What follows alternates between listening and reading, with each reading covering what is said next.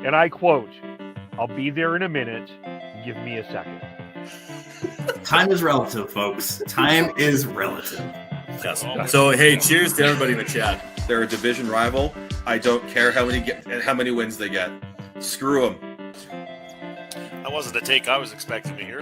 I want to gush over watching live Chris Tanev. I think that we completely underestimate the skill it takes to play defense. One highlight or several highlights does not a Calder trophy make.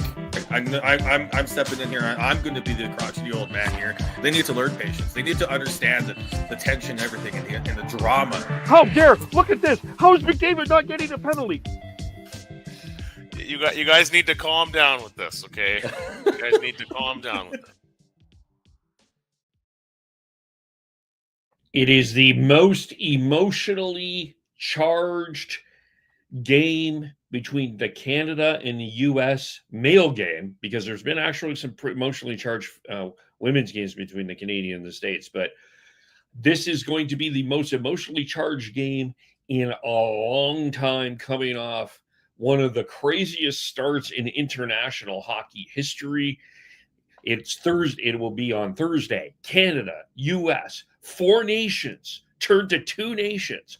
Welcome to the Shifts and Pucks podcast. You can follow us on Twitter at Shifts and Pucks, Facebook.com Shifts and Pucks, YouTube.com Shifts and Pucks. You can subscribe wherever you get your audio. And yes, there's a bit of a technical issue. I get it if you're watching on the video here.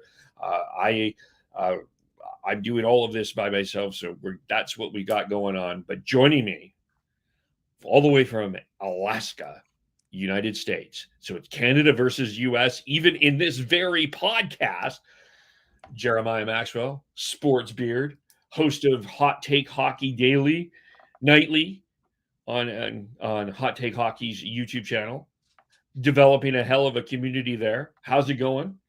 It's going great, Kev. How are you doing? How are all the boys? I feel like as I always watch your intro, you guys seem like such great friends, and I'm like, you know what? Kev has to have somebody with the big beard on. It's got to be. It's like the law. I have to have a person with a beard on each podcast. So hence, yeah. What? Go ahead. Sorry. Go ahead. Hence, you're here. Oh yeah. I was gonna say one of these days I've done a bunch with you, and I'll always gladly come on anytime. I know you tend to work nights, and I can work around your schedule. We're kind of on the same, we live in the same hemisphere, as they say, because you're a left coaster. You live in the British Columbia area, right? And so, and I'm only an hour behind you. So I'm very used to it, and tons of family there in Seattle. Yeah, no, this is, you know what? This has been a real pleasant surprise. I didn't know what to make of this tournament when they first started it. I was like, oh, no Russia, no Germany, no Czechia, Latvia wasn't here. Obviously they're in the mix. But it does point to something very specific. This was run by the NHL, and yes, there's some mistakes. You and I were talking about maybe roster size stuff. We could get into that later, but it became a physical game. We had the 3 fights. I did not expect 3 fights. I thought 1 fight was a stretch. Maybe because I'm so used to international play, because I've watched it since the 90s. But this has definitely been, this is much more cut from the 96 World Cup of Hockey, right? Cloth. I know the last time we had that sort of World Cup of Hockey, we had that sort of amalgamation Team North America thing. So like, some of the U.S.'s younger players weren't playing with U.S., and obviously Canada didn't have some of their younger players. Not that Canada at the time needed them. I would just say it's been great for the game of hockey. I think everything I'm hearing is I'm seeing a lot of positive people. I know that there's always going to be some negative undertones because of the political stuff that really doesn't have anything to do with the hockey or the people. I think most people know Canadians are great people. There's no, I've never once heard an American before say that they would love Canada to become part of the U.S. Now, if you're a big diehard hockey fan, that makes for one interesting. Really hockey big hell of game.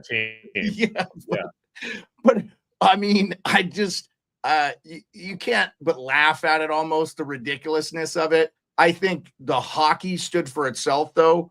After we got through the fighting, I thought it was an incredible game. I mean, Canada made just really one major mistake in the game and a bad turnover and a kind of timed at the same time with a unfortunate line change. And you get a 2-1, basically a 2-1 win. Obviously, they get the empty netter there, but U.S. played unbelievable.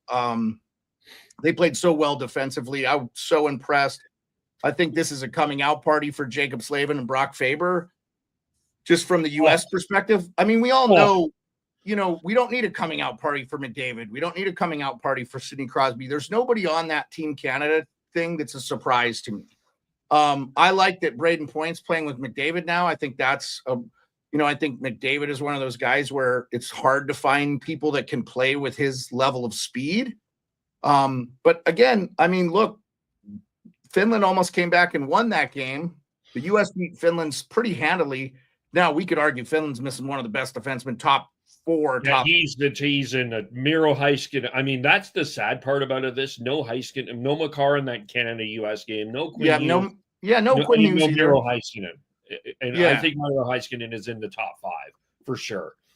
Yeah, and obviously it's triage for the U.S. right now. I mean, I kind of expect Canada to win this game, just based on where the U.S. is, but with injuries and stuff like that, seems like Canada's kind of gotten their sickness and stuff over with, and they don't have, obviously they lost Theodore, so I don't want to take that away. There are other players that could have played in the roster building. Hey, me being a Washington Capitals supporter, I was actually really surprised Tom Wilson didn't make Canada's roster. He's had a great year. He's a great player. I think his reputation is kind of not earned as far as how smart a hockey player he is. He kills penalties. He does everything for Washington. I think he's got 20 goals this year too. I think they're like half the team on Canada doesn't have as many points. That being said, there's nobody on that team I don't like. I think they're all great players. It's going to be exciting, man. And I don't know about you, but from a U.S. perspective, I've heard a lot of criticism of the Tampa Bay players being on there, but I thought Cirelli, Hagel, Point, those guys have been some of the better lines for Canada consistently. I know Points now looks like he's going to be playing up with McDavid per the daily face-off line combinations. They have that being the first line. Faravelli and those guys are pretty on that, but they've got McDavid with Stone and Point on the first line, and then Crosby, McKinnon, and Reinhart, which makes sense. I felt that Reinhart looked too like Reinhart was playing the left side with McDavid and Marner, and he just didn't look comfortable. There's some players that can play the left side as a right shot, and he just didn't feel comfortable there. So I liked that idea. I would have picked Mark Scheifele over Anthony Cirelli. I think that there was a lot of, your friend John was one of them that pointed out that John Tavares was a miss. I think it was Mark Scheifele was the biggest, one of the bigger. For sure. I don't think. Go ahead. I apologize. No, it's okay. I just think he's got just a lot of skill that you were going up and down. You can use up and down the lineup. And I think that for me, one of the things that came out of me from the Canadian perspective is a couple of things. And this is going to sound so weird to say because he's one of the greatest players in the world, but I actually felt they played McDavid too much. I think there needed to be more Brandon Hagel, Seth Jarvis, because they were not able to get to the front of the net. And those are the type of players that you can get in front of the net. They're the guys that can get to through the Fabers and the Slavins, who are phenomenal. By the way, a big unfortunate that Charlie McAvoy is not going to be able to play because for sure he laid an incredibly perfect hit on Connor McDavid. Yeah, you don't see him get lit up like that very often. No. Yeah.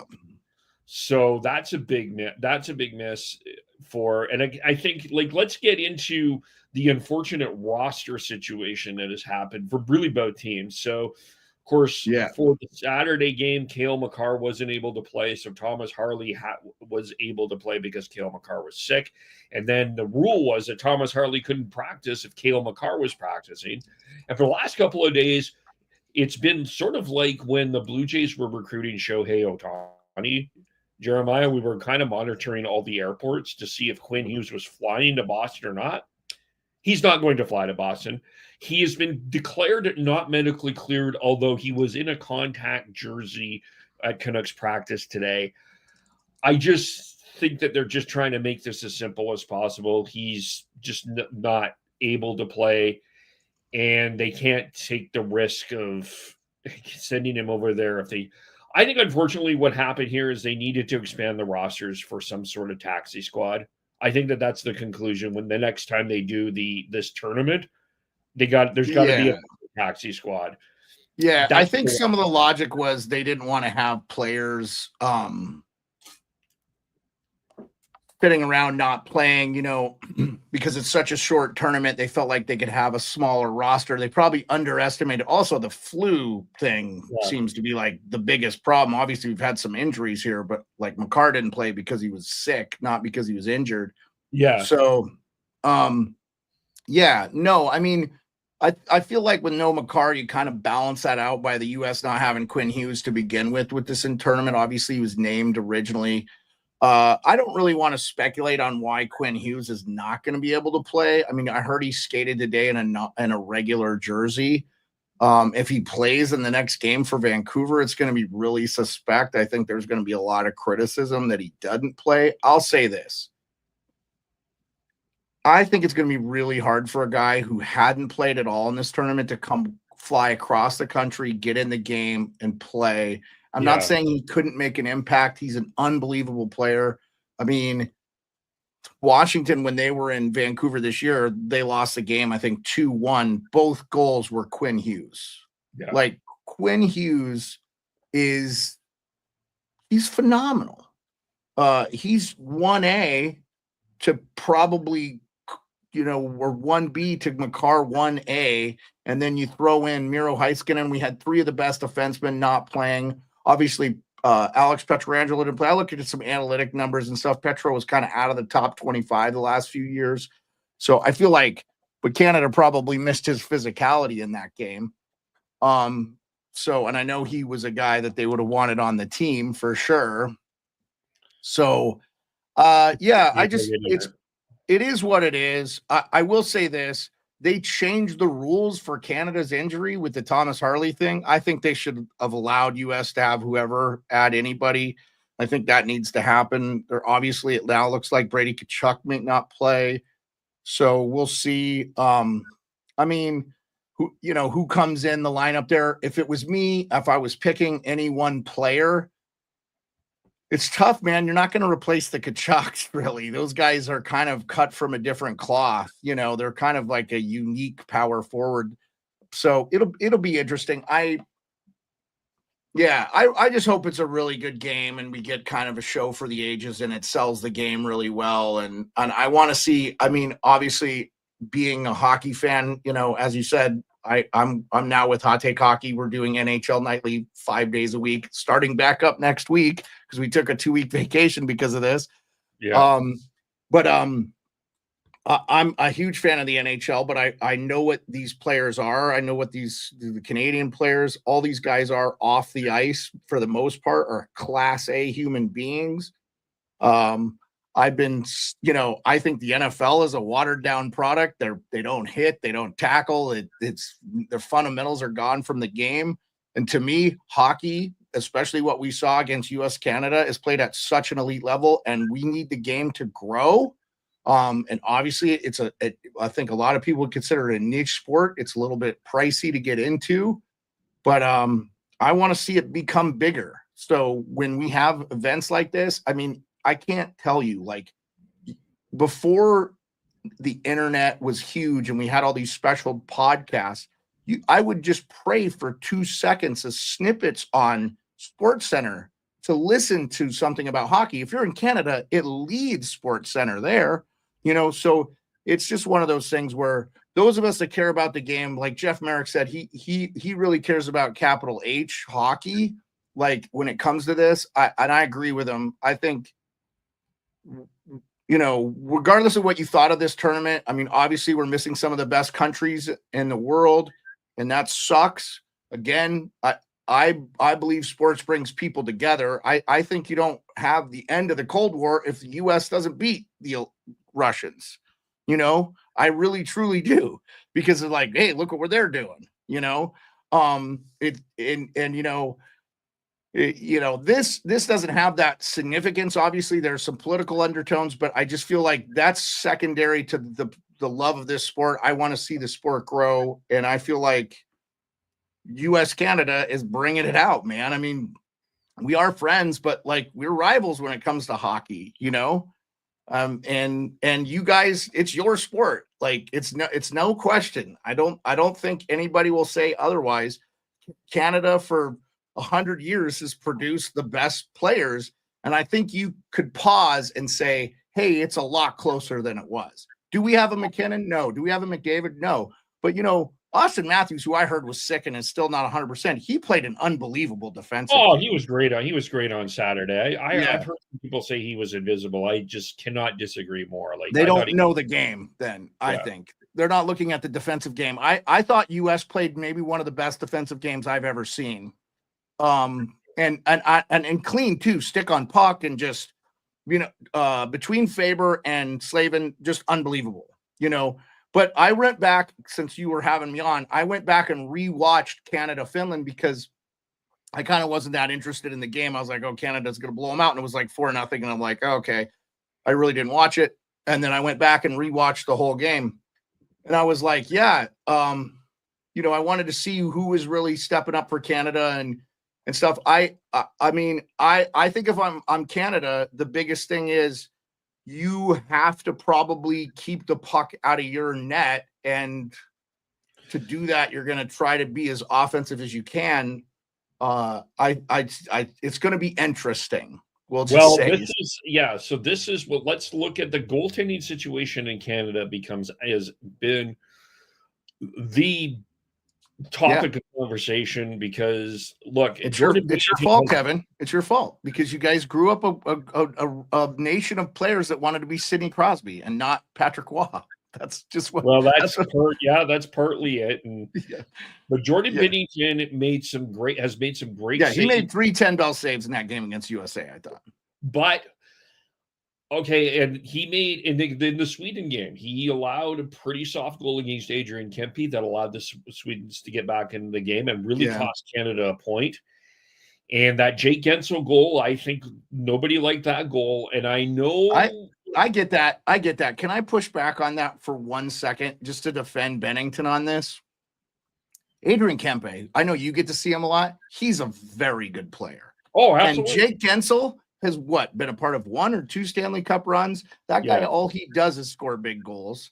I thought, okay, if you see the shot, I hear like Nick Kiprio said, if you see the shot, you want him to stop the shot. I get that. But I think this guy is just nasty. Sometimes you're just going to be against a guy who has a better shot and makes and you're like, nothing you can do there. Like, do I want Hellebuck to save the shot on McDavid? Absolutely. But what is he going to do there? I think if you look at it that way, I feel like Binnington's been fine. Has the U.S. been better goaltending and defensively throughout the tournament than everybody? Yeah, absolutely. But they've played a great team defense together, and that they know what they have to do to win. I wonder with Canada. And let me ask you this, because I feel like the goaltending thing is a cheap way to go down this. I think it's harder for Canada to find these rocket ships that they have, like players that work with them from time to time. Like, it's going to be interesting with Makar and Taves because they play together. They're going to get that. Now you're going to have that in this next game tomorrow. But like, as far as the forwards, we were talking about, Cooper was really trying to figure out who was going to play well with McDavid. You said Marner. They moved Marner to the third line too. Like he didn't really do anything other than that overtime goal. And I thought he was invisible in that game against USA. And I'm actually a big fan of Mitch Marner. I think he doesn't get the credit for his hockey sense and what he can do defensively on the ice. But he is a slight of frame. I think that, you know, I don't know. It's Canada's always all about the big boys, right? So I don't know, man. Like there's some combinations there that didn't make a lot of sense to me. Like I like Travis Konechny as a player. I like, you know, you talked about Seth Jarvis. Seth Jarvis is not going to play tomorrow, from what I've been told. That to me that's an error. Like unless he is injured and nobody is saying anything, or unless he's sick, Could be sick. Yeah. I don't see a reason why Seth Jarvis is not playing, because he was one player that was able to kind of penetrate that defense and get to the front of the net. But like for me, what the problem is for Binnington is he will either make a spectacular save or he just won't. Like the Dylan Larkin goal, I get it. I thought that was a great goal too, and that was a turnover. It was a bad turnover. It was a bad line change. But man, you would have loved to, like, it wasn't like the end of the world, but you sure the hell would have loved to see Binnington save. But another guy, Kev, that doesn't get enough credit for how talented and skilled he is, because Detroit's been irrelevant for like a decade now. Yeah. You know, I mean, you know, he's very good. And that's the thing, man. That's my, I think what we're doing when we crap on a guy like Binnington, who's a great goalie. And look, is he the best goalie Canada's ever had? No. Would you rather have Marty Brodeur in his prime? I would argue, I don't know, man. Like, I thought Brodeur benefited from playing in the most defensive era in hockey with the 2-line offside pass and maybe the best D pairing. That whole defensive core that the Devils had was unbelievable, you know, and I just, like, to me, a guy like Curtis Joseph in his prime, who faced a high volume of shots and made a lot of saves, is a guy that you think you want. But I mean, Binnington's a bigger guy. He makes a lot of saves. I don't know, man. I don't think, I think if Canada loses this, yes, you're going to say the goaltending, but like, who's outside of Makar, who's gonna wow you on your defensive core? Like who's been knocking it out of the park for you? Who have you said, man? I mean, I thought the pass from Doughty was great to McDavid, obviously, in that game. I think Morrissey, Parayko have been solid, but I thought Devon Toews looked great when Makar was out, obviously. I don't know, man. You tell me. He looked good for his 18 minutes coming off. Like, yeah, I thought Harley looked good, by the way, too. It's not a spectacular defense. You're right. I think it's a weird roster. It was a weirdly constructed roster all along, and I think that they kind of already supplied Makar, Pietrangelo, and Doughty and Penn on the right side, and they had Toews, and they kind of had this defense pinned in, and there were some people that pushed. Mackenzie Weegar gave a hell of a push to make the team, and then you had the Drew Doughty injury, but I think that they were always going to go to the Drew Doughty at some point in time.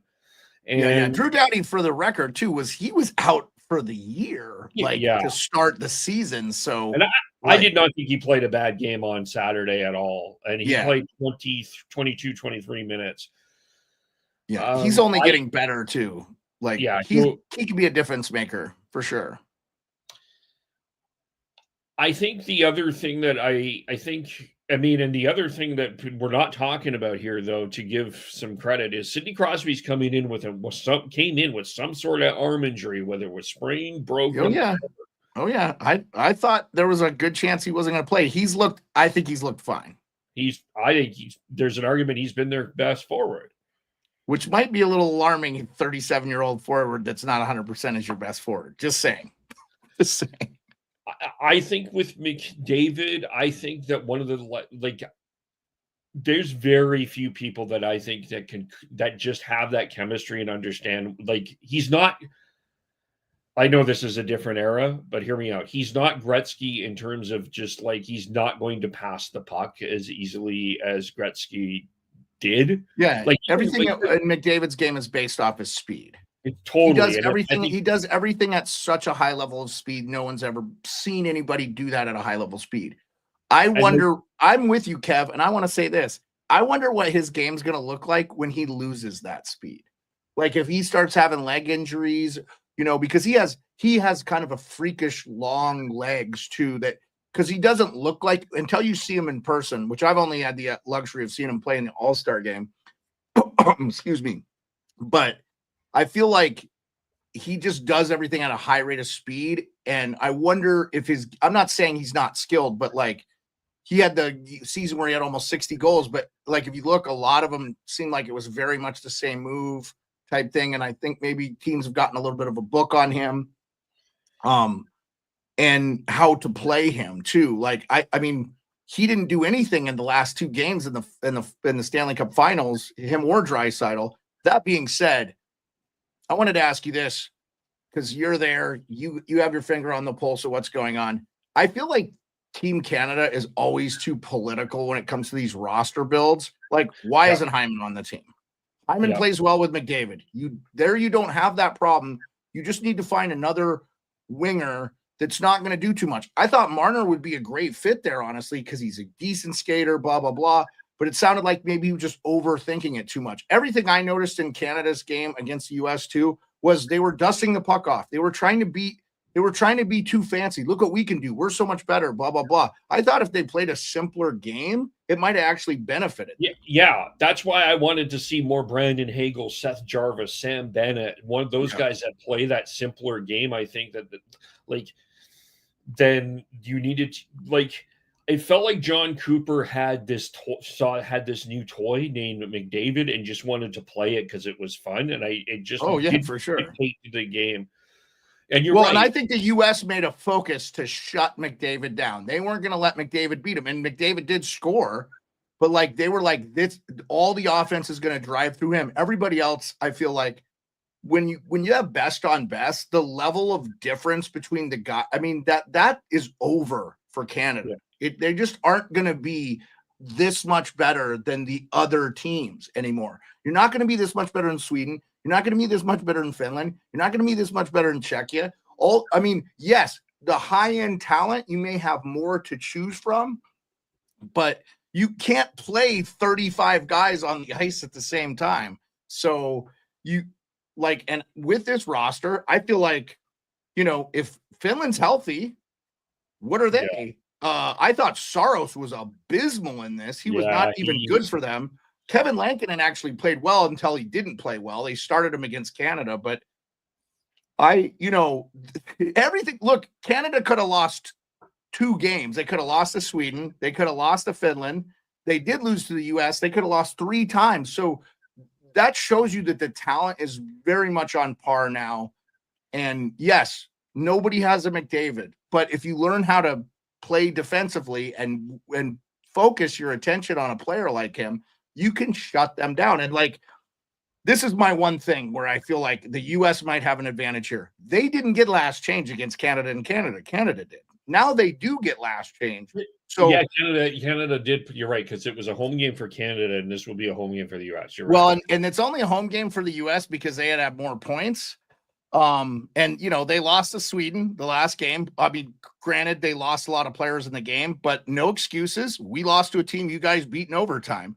So look, I mean, this is anybody's game, I think. And I just hope we have a great game. I mean, that's kind of the end of it. I also hope the Boston fans show up in class and don't boo the anthem, because there's been no political person from Canada that said anything crazy or outlandish. And I feel like if you were an American and a Canadian said, well, we'll just take over America. I mean, first of all, everybody would laugh. But the second thing is, it's still what? Yeah, but I'm saying, like, why? Yeah, why would you waste your time with any of this? Like, we know what this is. So just like, it's not about the hockey on the ice. So I would just, for whatever reason. Now, that being said, I'm not going to say it didn't. I think it made a lot of difference for some of the U.S. players. Obviously, they didn't care for it. They were asked about it. Again, I thought irresponsible reporting. What's a player going to say? Oh, yeah, I really don't like it when people boo the anthem. Okay. But you know, I don't know, man. For me, I'm all about just let's play the game. Let's get to it. I want to ask you, I think this is actually, I think if the US wins, it doesn't change Canada's mentality at all for the I think they're going to look at we're this time next year, Kev, we're talking about the Olympics are happening. There will be a bunch of teams in this, right? It will obviously not be as physical because it's the IHHF, which is a joke.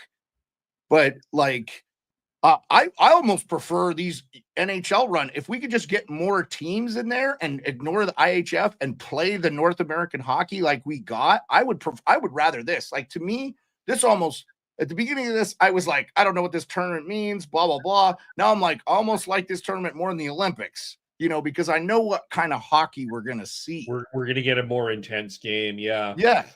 I think for Canada, I think that the lesson will be, I think there's a couple of lessons that could come out of this if they lose. And even if they win, I think they probably will go a little younger. I don't think Connor Bedard should have been on this team because I think the Celebrini could have. Yeah, both of them, but for Bedard specifically, I just think that guy has been through so much. I think he needed a hockey break. Yeah, I would not have had him on this year, man. Yeah. Just how he's played. But I totally agree with you. I think he has the skill and ability. And I think Celebrini is on the team, and that's a guy that I could see actually clicking with McDavid just because he's got the speed. He's got a little bit of that Draisaitl in him, and he's got some really good instincts that I would be interested to see how that works. Super competitive. But the other thing, like, just to go back to what you were talking about, I mean, this is a controversial opinion will be a controversial opinion in Boston here, but Brad Marchand probably would not have been a guy I would have had on this team. I think. Yeah, I've heard the exact opposite. Too, but yeah. It's past his time. He wasn't effective in this game, in the last game. Yeah, I could say you could make an argument for having Mark Scheifele over Brad Marchand right now.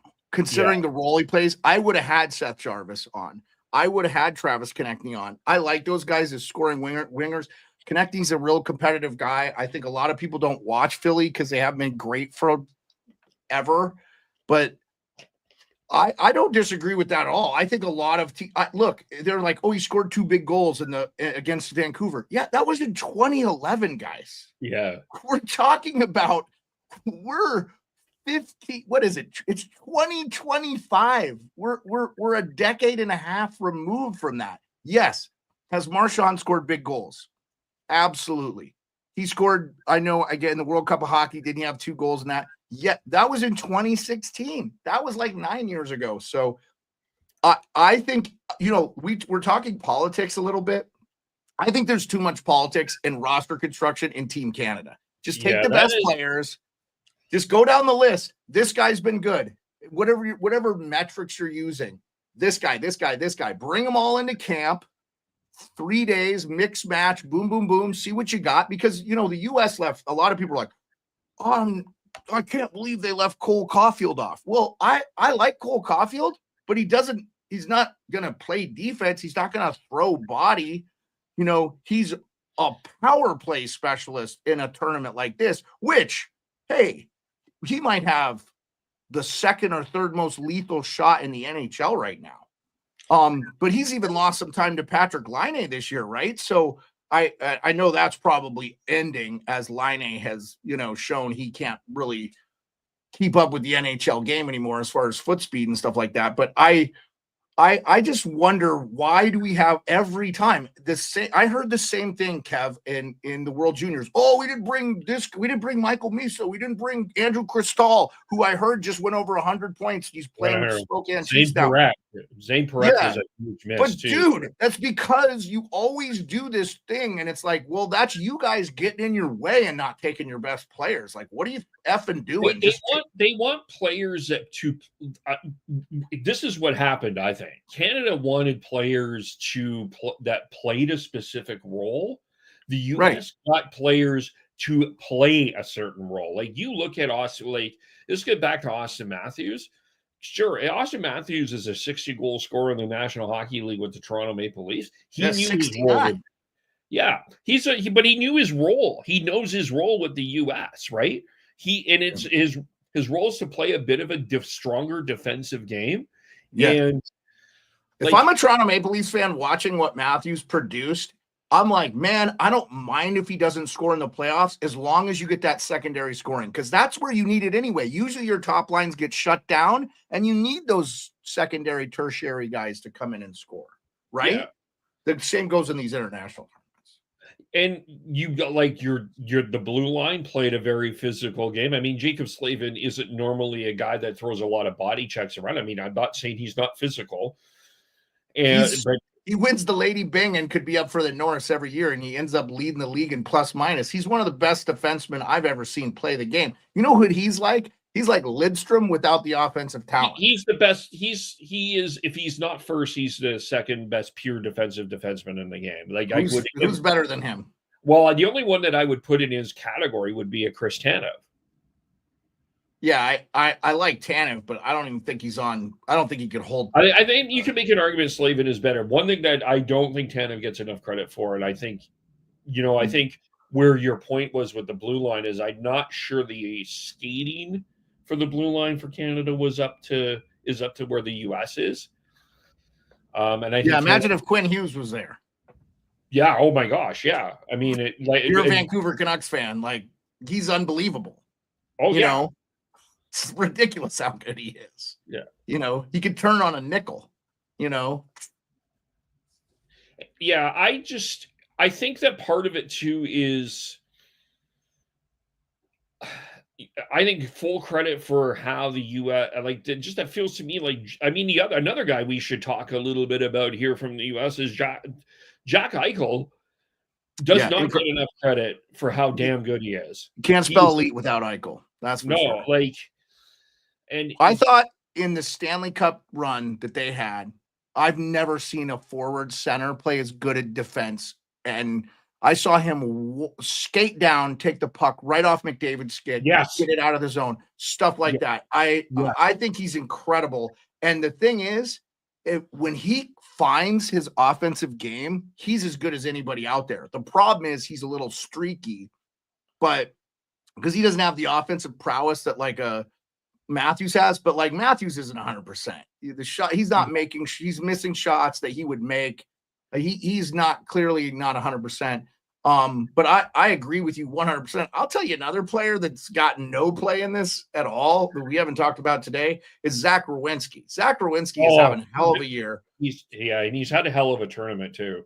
Once they moved him to the power play, I mean, get Adam Fox out of there. I like him. He's a smart, cerebral player. He has no foot speed. You need to have like the right defenseman with him. I don't mind him being on the second power play unit, but no, he's been incredible. It's like I heard Canadians say the U.S. had an advantage on D. I never once thought that because of Makar and stuff, but then I was like, even like Hanifin, who hasn't been great for Team USA, is still really, really solid.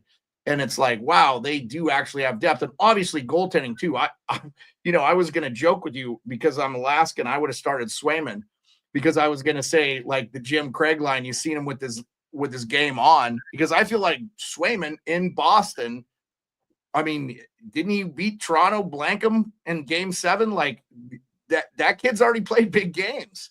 And I don't know about Hellebuck. Hellebuck has usually not shown up in big games for the Winnipeg Jets.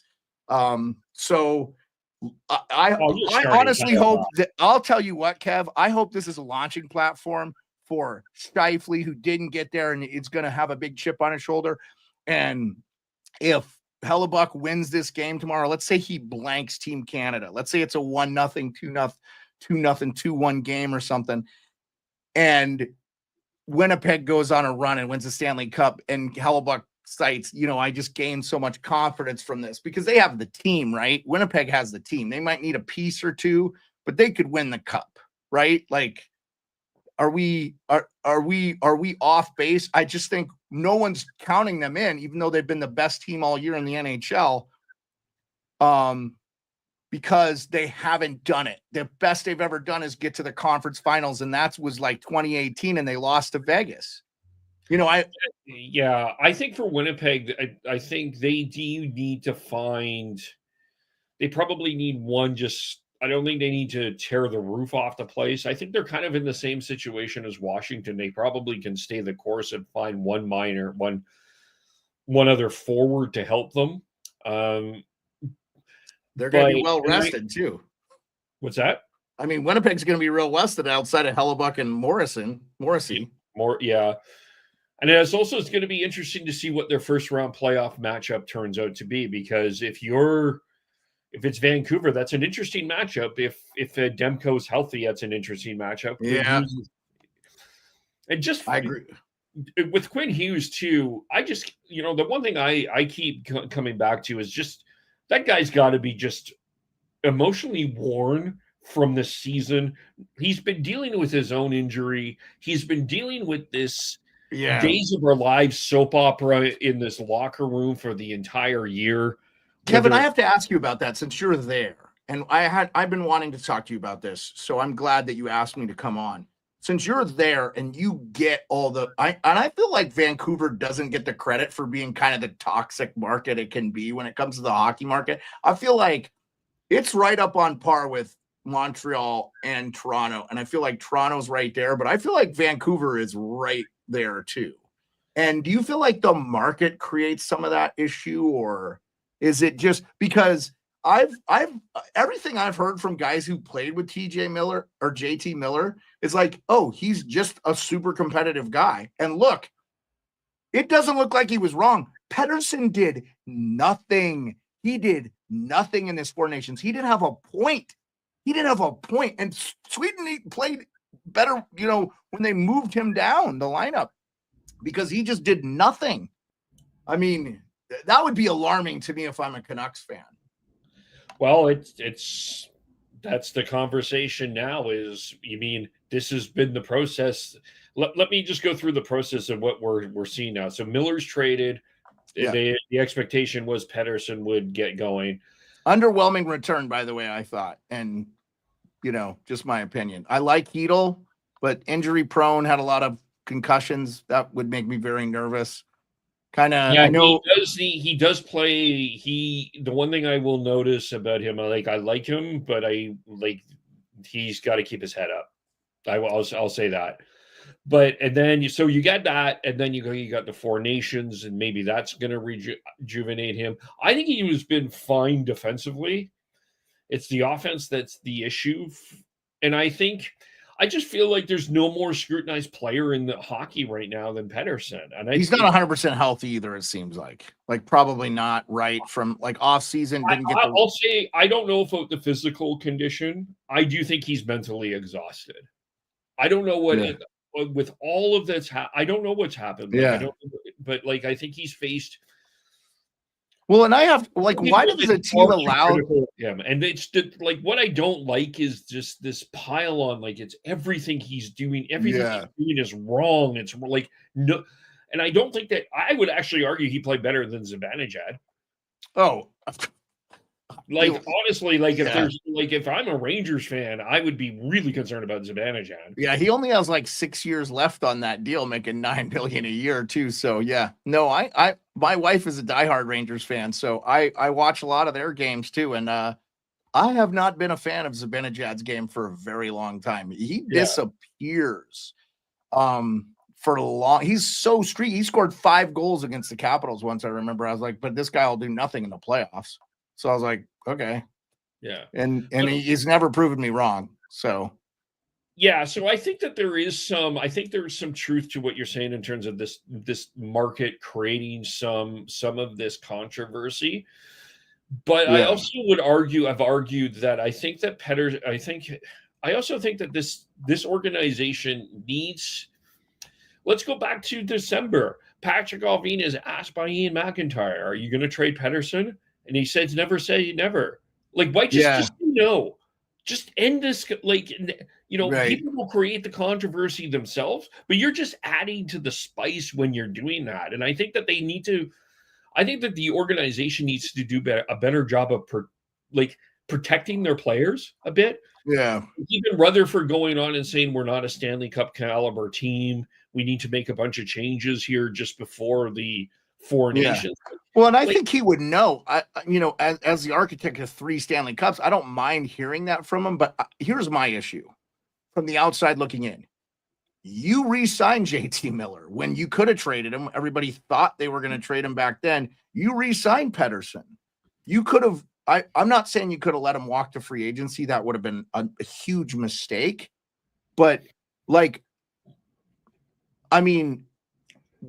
if these were players that you weren't invested in, why didn't you look to and I get it. They didn't want to like restart a rebuild, but you could have gotten, especially 2 seasons ago, you could have gotten, and listen, this is what's frustrating for me because I enjoyed watching Vancouver so much last year and I had them beating Edmonton. I thought they were going to win. I thought they had this, and I think we talked about this. I think they had it in the bag. If they had a healthy Brock Besser, or they had a healthy Thatcher Demko, I think they walk Edmonton. In fact, I don't think it gets to 7, but they didn't. So that's what happened. It's so frustrating because they were so good last year, and that's why I am like, man, I will tell you though, I think on the thrust, I don't think the New York Rangers get in the playoffs. I don't think JT Miller pushes them over the top. Their problems are way more entrenched than what Vancouver has. The thing I would say is, if I'm a Canucks fan, who do you have coming that can help this? If you don't trade, look, when we get back from this break, we're 10 days from the trade deadline. These are not moves you want to make midseason. Now you've had a 2-week break to work it out, but you probably need to move Besser because you're going to lose him. He's not re-signing there. Would you re-sign there if you're Besser? I wouldn't. Now they could probably give him the extra year and more money, but I don't know if it's me. I'm not re-signing there. I'm going to test the market. Maybe you go back afterwards, but I don't know, man. And you are right though. Go ahead. Sorry. I guess if you're going to trade Pettersson, I'm just going to sky galaxy. What are you going to get back for him? Well, you're not. Yeah, that's where I'm going. I don't know if you're going to get Especially what now. you think you're going to get. I think that there would be the argument for me for trading Besser is you might be able to get an overpay. You might be able to try to do Dylan Cousins. If you could get Dylan Cousins and Bowen Byram for Pettersson, I would make that deal right now. If you could get Dylan Cousins from the Buffalo Sabres. So why is Bowen Byram, who was just traded from Colorado to he's a RFA, and they're not going to keep him because they have 3 left shot D in. Why did they acquire him in the first place? They didn't like Middlestats game. And you know what? From what I've heard, the insiders I've talked to, Colorado doesn't like Middlestats game, and they would like to move him too. There were some Flame fans that wanted Casey Middlestat. I'm like, no. Because who are they going to trade for him? Because Colorado would take Kadri back in a New York minute. They'd be like, "Oh yes, give us that Nazem Kadri." That would be a bad trade for Calgary, in my opinion. Right, and look at where they're at. That nobody expected them to be. They're 3 points out of a playoff spot right now in the Calgary Flames. They're one of the best stories. They're almost as good a story as Vancouver was last year. The year that Vancouver. That's what sucks for me is I really enjoyed seeing guys like Canuck Clay. And, these Canuck fans that get to enjoy these wins. They should be a good team. They've got one of the best defensemen in the league. If he's healthy, they've got one of the best goalies in the league. They had what looked like an up-and-coming center pairing with Miller and Pettersson, and you dump off from that. To me, I don't know what the rush was to get JT Miller out of there. Was it so toxic? You know what I'm saying? It just felt like the media made more out to do with it than the thing itself. That's what's frustrating for me. If I'm a Canucks fan, you're still in a playoff spot though. Like you said, they would be playing Winnipeg in the first round. I think that you have an argument there for that for sure. I think that there's been some perception of the media's made more of this and not. But hear me out on the Pettersson part. You're not going to get. That if you don't, I don't think worst value ever. What's that? If you traded him now, it's the worst value. Would not get the return that maybe you should get. Yeah, I mean, and that's but then if you trade Besser, you might get more to compensate that, and that's a significant change. I don't know if I would do it at this point. But how many teams can take on one? They're going to have to re-sign Besser. Besser's going to have to agree to it, right? Now, where Pettersson, his no trade kicks in after this year, so if you don't trade him, you're stuck with him. So I think to me, they're in a rock and a hard place here. To me, a team like Buffalo, who's going nowhere, like if you could, I'm not saying Tage Thompson, and if you traded Besser, like I just don't see Besser signing in Buffalo. What But- do you see in Dylan Cousins? I think he's just young. I think this is another example of these guys would have benefited from not being inserted into the NHL when they're 18 or 19 years old. Go play in the Always Hungry League. But with the OHL kids, that's an issue. So I think this is why I think we're seeing a lot of these collegiate guys do so well. They're going to U.S. college. They're playing 40 to 45 games if they make it to the Frozen Four, which I'm going to. Like, it's a great event.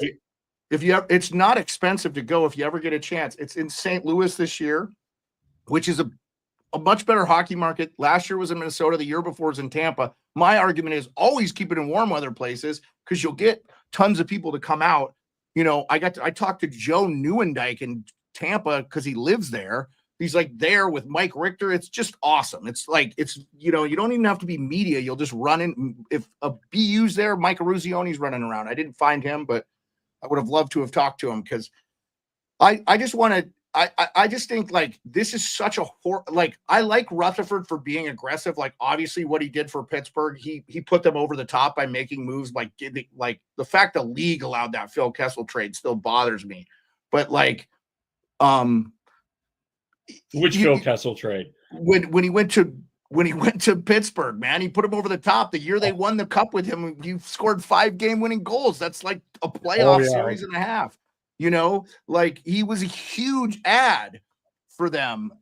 So like I get you don't get anywhere by not being aggressive. So I don't want to be critical of the Hall of Fame general manager. Obviously, he's not the general manager, he's the president of hockey ops. But at some point, you got to look back and go, we need to be patient. JT Miller, there was no rush. They could have made that deal with the Rangers. To me, I would have got Lafreniere out of there. That's where I would have gotten. And I know the Rangers don't want to trade him, but that would have been the guy I would have wanted because you don't know what he is, but he's got upside. Okay. Oh yeah, he had a really good playoff last year. I thought he took a pretty big step. He hasn't looked as good this year though. That's been kind of a problem for them too. But again, another guy. The Rangers are going through sort of some similar. They have a toxic media there too. I think.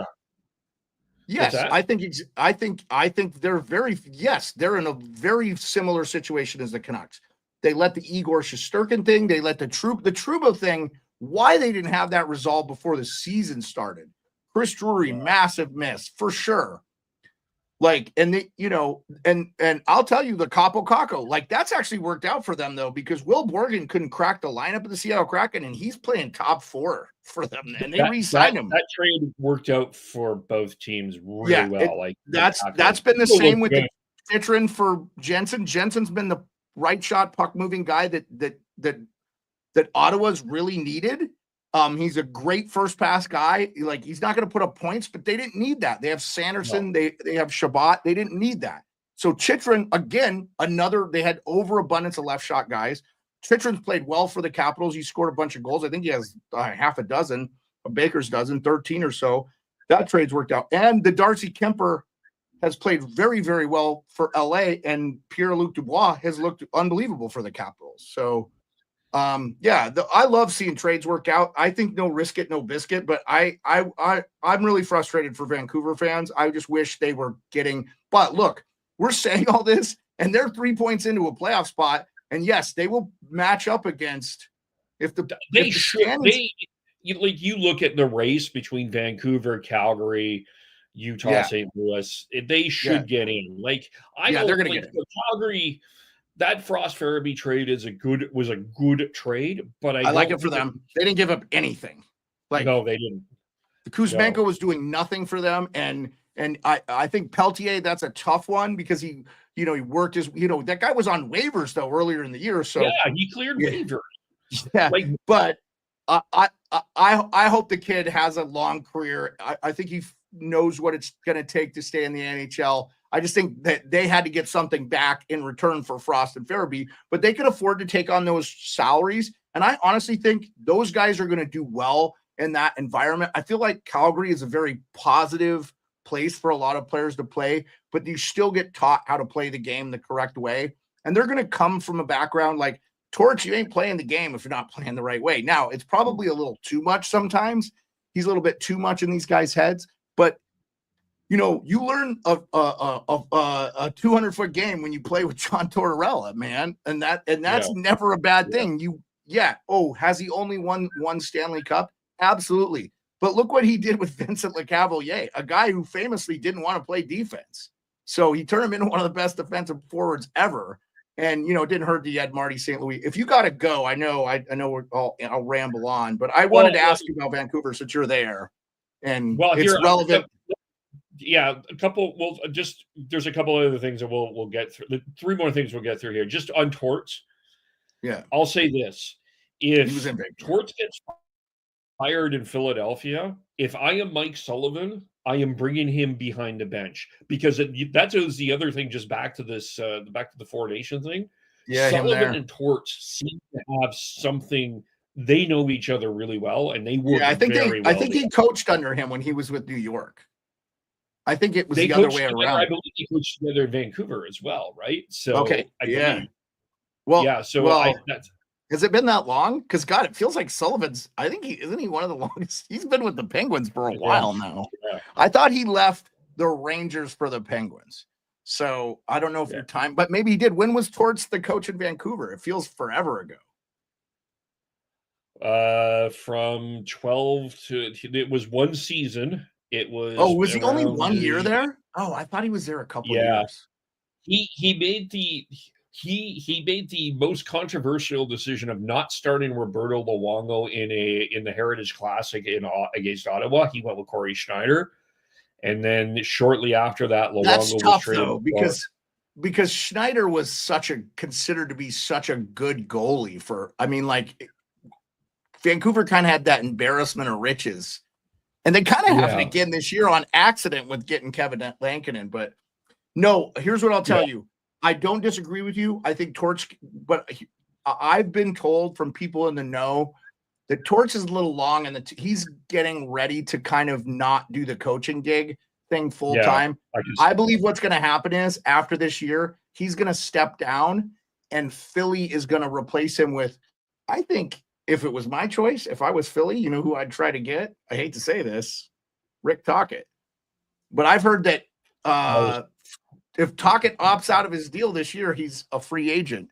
So I don't know, man. The headache he had. Now, this being said, though, he takes his team to the playoffs. He may stick. I hope he sticks it out. He's done an unbelievable job there, especially second go round. I actually was really sad when he got fired in Phoenix. I know there were some other contributing things going on, but I think he can coach. I think he's a great coach.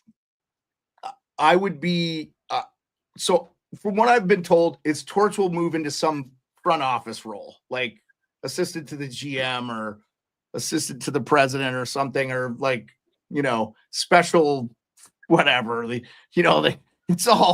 figure out a way to give these guys money until they die now. Once you get in the game, they don't want you to get out. So they got jobs for everything. That's why I'm like, get rid of the offsides reviews. Sorry, nerds. You lose your job looking at an iPad. It's ruining the game. So, but it's taking forever. Like it takes forever for that. It's too much, dude. Reviews. It's awful. Just get rid of it. If it's this far offsides, who effing cares? It didn't matter 20 years ago. Let's just go. You know, like if it's 5 feet offsides, the league can call it in and go, it was hugely offsides. Reverse it. But we're not reviewing it. Just, you know, it's over. The goal doesn't count or whatever. You don't even lose time. I wouldn't even back the clock up. It's like, it's ridiculous. Yeah. So, but I'm not a fan of it. So I just want to stay in the Eastern Conference, and then we'll go back to the Four Nations here. I think you talked about the best story in hockey. I would actually disagree with you. I think it's the Columbus Blue Jackets, and I think the fact that they're fighting for the playoffs. Well, I didn't say anything. was the Calgary. best I think it's Columbus. I said they're I one think of it's the Columbus. best. Oh yeah, Columbus is that's right fair. there. Yeah, I so hope here's they the pro- get in. Yeah, they're not going I to. hope they And get in the here's- playoffs. They're not going to. And I know I am right there with you. I mean, look, I got the Johnny Gaudreau Columbus jersey right over my shoulder here. I'm such a fan of them. Every time I've gone to an NHL event and I met Columbus fans, they're the classest, nicest people. They're so down. They don't have anything there except for college football, which they obviously Ohio State won the national championship if you pay attention to U.S. college football. And so that's huge for those people there. But we've got this, I mean, you know what's crazy is in a week we've got this big event between them and Detroit right there at the Horseshoe in Ohio State. And that game means something in the standings because that's gonna be Detroit's fun. 1 point ahead. Now, Yeah, the they biggest- just appeared there. listen, I was a huge Yeah. Derek Lalonde fan. I really liked him. I thought he got a bad rap. I think sometimes if you don't look the part, people will just destroy you. I thought he was a good coach. Look, there was something missing. They bring in Todd McClellan. Again, I love how these guys keep getting chances. Todd McClellan's been a head coach 3 or 4 times now, but he's a good coach. He maybe needed a little bit of time away. He's been on their penalty kill was abysmal. Like I think they were at 60%. It was not good in the Yeah. Detroit Red Wings. So, but they look like they're back on track. But Dean Evison, former Caps assistant under Bruce Boudreau, I was a huge fan of him when he was Minnesota. I love him as a coach. I'm so glad he got this job. I think the Marchenko, these injuries that they've just had as of recent are what's killing them. Yeah. And They have a better record goal is- differential. They have a better home. They're 17-6 at home and 4. They just can't win on the road. They're 9-16-4 on the road. So I'm with you. I love the Columbus. I think there's not a writer, there's not a reporter, Aaron Portzline, all those guys that cover that team that doesn't want to see that team make it in. Here's the problem, Kev. Who are you taking out? Is Florida not going to make it? No, they're making it. Toronto not going to make it? No, They're making they're it. the best Tampa team. going to make They're it? the- Right. Yeah. And so Detroit's in Ottawa's that. the- So they're Ottawa- not. Well, here's the thing. So it's only going to be an Atlantic team that gets dropped because the 3 Metro teams that are the top 3, Washington's at 80 points, Carolina's at Yeah. 70, and New Jersey's at 68. They're not falling out. They're not going to Nope. fall out. New Jersey's already kind of went through their struggles because of the Markstrom injury, this, that, and the other. This break's probably helping them a ton too. Ottawa, they found their goaltender. Allmark, when he wants to play, is going to play. They're a plus team in goal differential. Finally, I know you think, but Ottawa's played 56 games. They're at 62 points. It's going to be a huge swing. And the thing is, this is why I think they won't get in, because Columbus isn't going to have a chance to probably beat an Ottawa. They're going to only have the Metro games because the second half of this schedule is going to be a lot more division heavy. I just think it's going to be tough with the injuries for the Blue Jackets to get in. You also have the Bruins sitting there at 60, and the Rangers are at 55, 58. So the Rangers are right there trying to make it with JT Millerad. And if you look at those 3 teams, who do you trust? I mean, I think the Rangers will be nipping at their heels pretty soon too. I ultimately don't think the Rangers get in either, but I just think they're missing something there, But if they get their secondary scoring going, the Rangers clearly have the talent. Boston's a minus 25. They have missed Hampus Lindholm badly, but they made yeah, Don Sweeney. Don Sweeney wrote the book on what not to do in the offseason too. Chris Drury should compare notes because Don Sweeney trades Allmark before he has Swayman's. Why not sign Swayman to an extension before you trade Allmark? I bet you it didn't cost you $8 million. And then you know what I'm saying? Like, hey, Jeremy, we want to keep you. We got Allmark on the team. We got to decide. We got to sign one of you. Here's 7.5. Boom. I bet Swayman signs it no problem. Then they trade Allmark. He does it the exact opposite. He trades Allmark. Then he makes Swayman hold out only to give him what he was asking for in the first place. They botched that. And Swayman misses camp and he looks terrible this year. So, I mean, Boston's in rebuild mode. If they should be trading players away if they're smart, but they're not going to. No, they won't, but they probably should. Let's end our conversation on the back to the Four Nations, and let's do a question. First question. Yeah. Do you expect Brad Marchand to start the game for Canada? No, I think it'll be that Bennett line. I think they're going to come out with the toughness, and I think we might see a fight to start the game. Do you think we see? Okay, let me Yeah. This is something I was thinking about because Devin mentioned, we talked about this on Sunday, that Matthew Tkachuk was a genius to start this. Yeah. Does he start that if Cale Makar is in the lineup? And I'm not saying that he's going to fight Cale Makar, but there was a risk of putting the U.S. in a penalty kill situation. Well, they did. They did. After the third fight, they gave Canada a penalty, which was absolute horseshit. But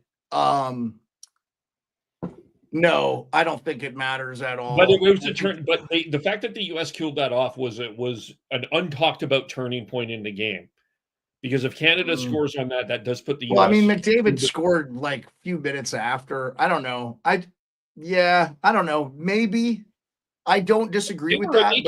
They were Canada with the firepower that they had were 0 for 2 on the power play. And I do think that was a significant, not talked about enough point in the game. What you talked about. The two, you can't. If it's 6 power plays, there's a problem. I thought the officials did a great job staying the F out of it. I hope that's what now look, I'm not saying I want to see like dirty, uncalled plays and stuff, but like it better be like a significant penalty. But yeah, no, I mean, look, the US does not want to play shorthanded against Canada at all. Like they cannot. No, so, but I don't think it changes their mindset at all, Kev, to be honest with you, because I think it had more to do with the booing of the anthem, just like, everybody in Montreal is rooting against them. So you're going to go out fired up. It's adrenaline. I think, when hearing Brady Tkachuk on the ice, I think after that, it was like I don't want to say it was just a way for them to kind of inject all that excessive energy and just go, boom, we're done. We're going to fight. We'll sit for 5 minutes. By then, we're in the flow of the game. I actually thought it could have backfired notoriously on the U.S., and it didn't. That's why I think if Canada wants to fight to start the game, it will be them that initiates, and the U.S. will oblige because Canada did. Like Hagel, look, whatever. Everyone's like, oh, Tkachuk, blah, blah, blah. He's so much bigger. I'm like, well, he asked Hagel, and Hagel agreed. Hagel could have said pound sand. So, Brandon Hagel sounds like he has no love for Matthew Tkachuk. Well, that's I think half the league doesn't like Matthew Tkachuk. He does. Do you think he cares? He's got a Stanley Cup ring, dude. God forbid if Ottawa screws this up and Brady and him are on the same team. Well, it's gonna be unreal. Like, so I mean, those guys play a lot like their dad. I think people don't remember how good their dad was. Like their dad was a good player. Yeah. He was a nasty son of a bitch too, man. Like he would cross-check you. Like he played in that dead puck era too. And that guy was scoring 50 goals all the time. I think a lot of people didn't know Keith's game because some of his better years were in Winnipeg and St. Louis. But, guy was a beast. I mean, he had nice runs with those Arizona teams when they moved out of Winnipeg. But,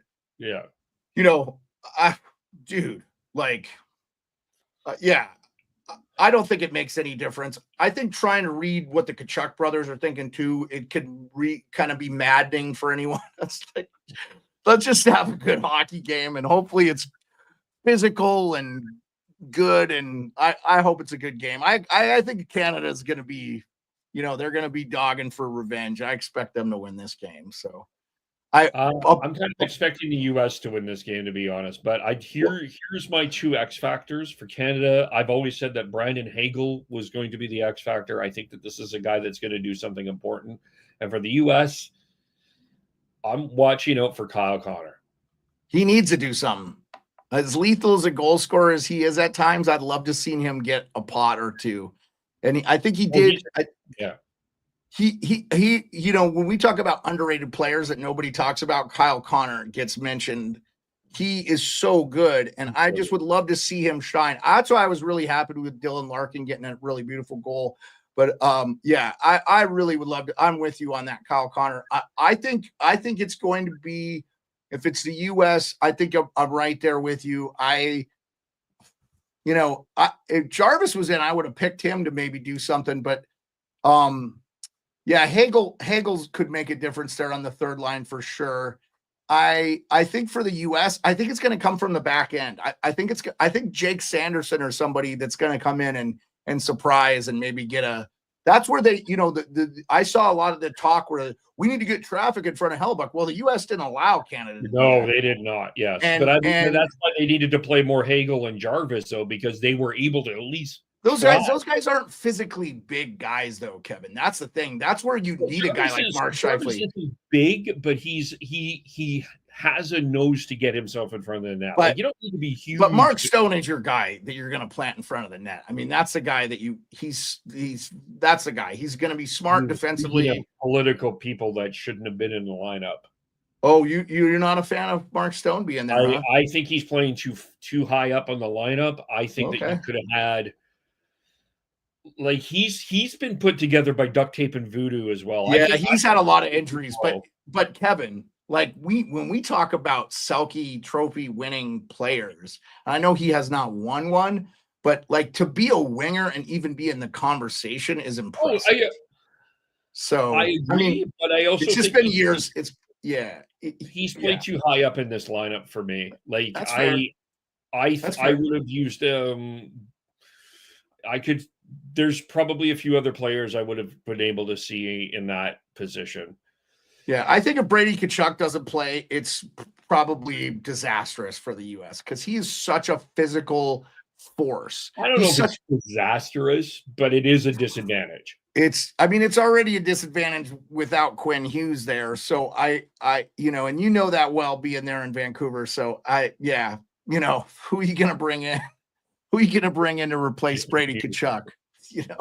That's true. 27-year-old Alexander Ovechkin, he's just not there. I know Tkachuk isn't the goal scorer that Ovi is, but they kind of play that same power forward type game. He's very much his dad, left wing, like just beast. Yeah. So. Well, I've enjoyed it, man. Thank you for having me on. I just wanted to say I got one more quick thing, and then Oh, I'm yeah. going to let you plug your stuff. I don't think we've talked. A lot of people are not talking about this, which is actually kind of surprising. This is the first time since 2002 that Canada and U.S. are playing on U.S. soil. Yeah, since the Salt Lake City Olympics. I'm Yeah. just. I know that we've talked a little bit about the booing and stuff, and I don't want to. I like to put that just aside for just a second. Sure. I wonder what kind of advantage and unique perspective that this game is going to bring, that Canada is on the road and the U.S. is the home team, because it has typically been Canada the home team. There's not going to be one player there that's played internationally that has experienced a game in the U.S. to that magnitude. And I couldn't have picked a better hockey town. If you ask me, the two best hockey towns in the U.S. are Minnesota, Minneapolis, St. Paul, and Boston. Because Boston, like, they love their college hockey. They love their high school hockey. Like, and half the players, I mean, like, I was so happy for Chris Kreider, who didn't get to play earlier. He's a guy could step up and really make a difference. And he scored that goal 30 seconds in. I'm like, right on, Chris Kreider's in the lineup, So he's a Boston guy. He's a guy that could make a difference because he goes to the hard places. That's where his game is. The guy scores all his goals, 5 feet from the net, So I do agree with that. I do think that you're going to see, I think that there will be but look, if Canada gets up 2-0 early or something, you take the crowd right out of it. So it makes no difference. That's totally the case, but it is So a unique situation. If the U.S. gets up big, like if they get up 2-1 or 3-1 real quick though in that game, and that building goes nuts, like it's gonna be I think it's gonna be like anything no one's seen. I think everybody's gonna be like, oh, we thought Saturday was great, and because I think the one thing that a lot of Canadian hockey fans do this is they discredit the U.S. because we don't have the hotbed. But that's not true, man. Like, I'm not saying we have as many hockey fans per capita, but we have as much population-wise there's 35 million people that love the game of hockey in the US, just like there is in Canada. They just don't live in the same cities, you know? So I do think, you know, that if you're a Canadian and you're there, you're going to be like, wow, because look, I mean, this is different than a game 7 where you've got this, that, or the other. And, I don't know if, you know, someone will sell their ticket because people have lives and stuff. This is something where it's one game. People play. I could have been at this game. Like we bought tickets. My friend Mike, my co-host on the college hockey show that I do every Friday at 2 p.m. Eastern, for 30 minutes, we just talk college hockey and mostly gambling stuff. But he lives in that area. It was $250. Nobody was interested in this. Now these tickets are going for like $1,200 for the cheap seats and $5,000 for the good ones. So yeah, on the resale market. So if you get on, a lot of people, if you just get on these things early, you could get them a reasonable price. I could have flown from here to Boston for $300 if I'd have booked it 2 months ago, no problem. So, but I ultimately decided not to go because of the Frozen 4 trip and stuff. But I regret it now because this would be an amazing event to be at. Regardless who wins, I hope it's a great game. I hope it's not a blowout. I hope it's an overtime or a 1-goal game, you know, and that's the thing. I anticipate we'll get a pretty darn good game. It's a little disheartening the U.S. has had like all their issues. But look, I mean, Canada's had to overcome a bunch of stuff early too. So, you know, they're going to be playing at their best, and they've seen what the U.S. can do. So now we just got to prove it again. So, you know, it is what it is. All right. Yeah, it's going to be a great game. Thanks for coming on. I appreciate it. Yeah, so, can I plug our stuff? Plug away. Well, so John Viveros, who runs Hot Take Hockey, you know, John, he's a Canadian. He will be doing the live stream for the game tomorrow on the Hot Take Hockey channel. And we've been getting, you know, probably close to 1,000 people between X and stuff. He'll be broadcasting on my X at Beard_sports. So you can watch the channel there, and he's going to do play-by-play, just him. Obviously, he's a Canadian fan, but he takes everybody. I just love that community because it's a place for people that love hockey, can come talk hockey.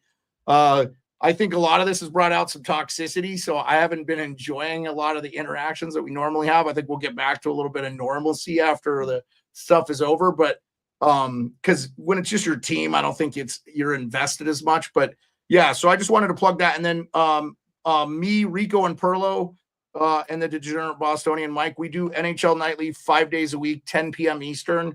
That'll start back up next week, Monday, Tuesday, Wednesday, Thursday, Friday. And we just do about an hour talking about the news and events. Sometimes it's less, sometimes it's more. We do a little bit of gambling.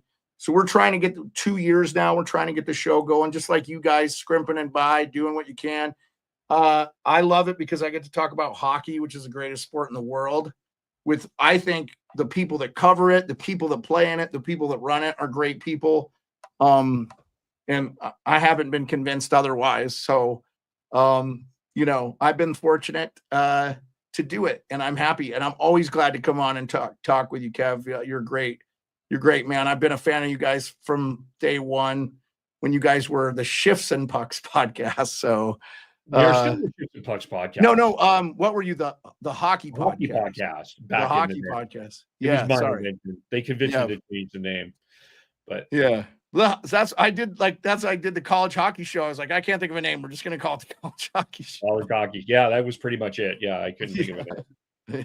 You can follow us. You can follow Sean, Beardy03, Tyler, TNOBLE, Chris is Schneid's, SCHNEIDZ. Devin doesn't spend a lot of time on Twitter. He's Gordhowe09. I am KEVOLE on Twitter and all the social medias, and Facebook.com Shifts and Pucks, YouTube.com Shifts and Pucks, Twitch.com Shifts and Pucks. Subscribe wherever you get your audio. Thanks for watching. Thanks for listening. We will talk to you all very soon. Bye for now. Thank you.